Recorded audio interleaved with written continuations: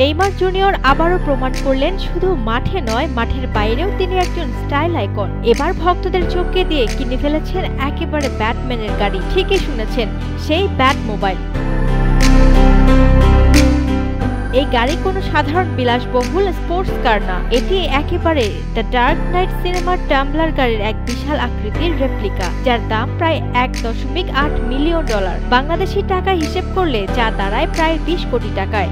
গাড়িটিতে রয়েছে 500 হর্স পাওয়ারের V8 engine. গাড়িটি শুধু লুকেই ভয়ঙ্কর নয়, পারফরমেন্সেও দানব। তবে সবচেয়ে মজার বিষয় হলো গাড়িটি রাস্তায় চালানো একেবারে নিষিদ্ধ, তাই নেইমার এটি কিনেছেন শুধুমাত্র নিজের গ্যারেজে রাখার জন্য।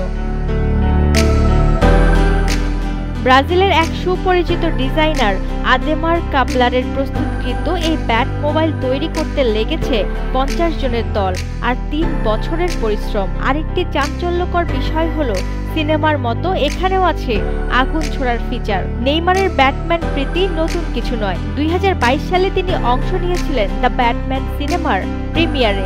এমনকি ক্লাব সান্তোস এফসির ড্রেসিং রুমেও ব্যাটম্যানের পোশাকে দেখা গেছে তাকে। শখের পেছনে খরচ করাই যেন তার নেশা। বর্তমানে তার গ্যারেজে রয়েছে ল্যাম্বরগিনি, ফেরারি, অডি, বেন্টলির মতো নানা মডেলের গাড়ি। আর এবার যোগ হলো ব্যাটম্যানের সেই বিখ্যাত ব্যাট মোবাইল গাড়িটি।